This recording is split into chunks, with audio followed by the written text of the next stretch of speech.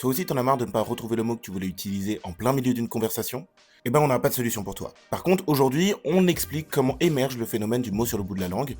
Et pour ce faire, on fait un petit tour dans la boîte noire. Le mot sur le bout de la langue, c'est une incapacité temporaire à rappeler un mot que l'on connaît, ce qui engendre une sensation de frustration. Plusieurs hypothèses explicatives existent, donc aujourd'hui on va se concentrer sur celle qui est le plus souvent utilisée. Mais avant de tout expliquer, on doit parler de la mémoire sémantique. C'est la mémoire dans laquelle on stocke les connaissances que l'on a sur le monde. Les informations y sont rangées en réseaux, donc dans un réseau sémantique. Du coup, un mot est lié à d'autres mots qui lui sont associés, et surtout aux caractéristiques qui le décrivent. Lorsque l'on pense à un mot, ce dernier va être activé dans notre réseau sémantique. Cette activation va être transmise aux caractéristiques qui sont associées à ce mot, ce qui va les activer à leur tour. Mais ça marche aussi dans l'autre sens. Lorsque plusieurs caractéristiques associées à un même mot sont activées en mémoire sémantique, elles vont transférer leur activation à ce mot, ce qui va l'activer à son tour.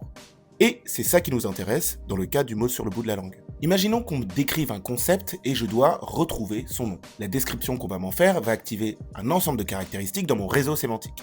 Ces caractéristiques vont transmettre leur activation au mot que je cherche et donc il est récupéré. Je l'ai en mémoire. Mais maintenant, il faut le prononcer. Et on peut considérer, de façon très grossière, qu'un mot a deux dimensions. D'un côté, ce qu'il veut dire, son sens. Et de l'autre côté, comment on le prononce, les sons qui le composent. Grossièrement, on pourrait dire qu'il y a un fond et une forme à tout mot que l'on veut prononcer. Et maintenant qu'on a le fond, ce qu'on cherche à faire, c'est retrouver la forme du mot. Normalement, l'activation sémantique va se diffuser dans la mémoire et permettre de récupérer les sons qui composent le mot que l'on cherche. Ces sons sont ce qu'on appelle des représentations phonologiques. Le problème, c'est que parfois, la transmission d'activation entre le niveau sémantique et le niveau phonologique ne se passe pas correctement. Et donc, on a récupéré le fond, on sait de quel mot on parle, mais on est incapable de le prononcer, mot sur le bout de la langue. Et dans le cas du mot sur le bout de la langue, la transmission d'activation peut être partielle. Donc on peut récupérer certains sons. Ce qui explique pourquoi on peut se souvenir de la première lettre du mot ou de la façon dont il se termine, tout en étant incapable de rappeler le mot en lui-même.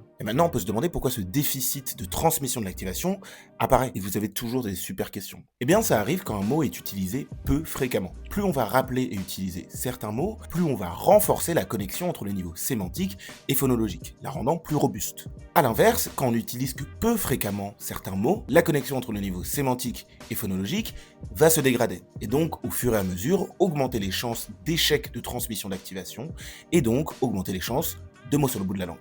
Mais bon, à ce que je viens de vous expliquer, il y a d'autres hypothèses explicatives qui peuvent se cumuler. Mais ça, on en parlera une autre fois, parce que là, la vidéo est longue en vrai, et on n'a pas tout notre temps, quoi.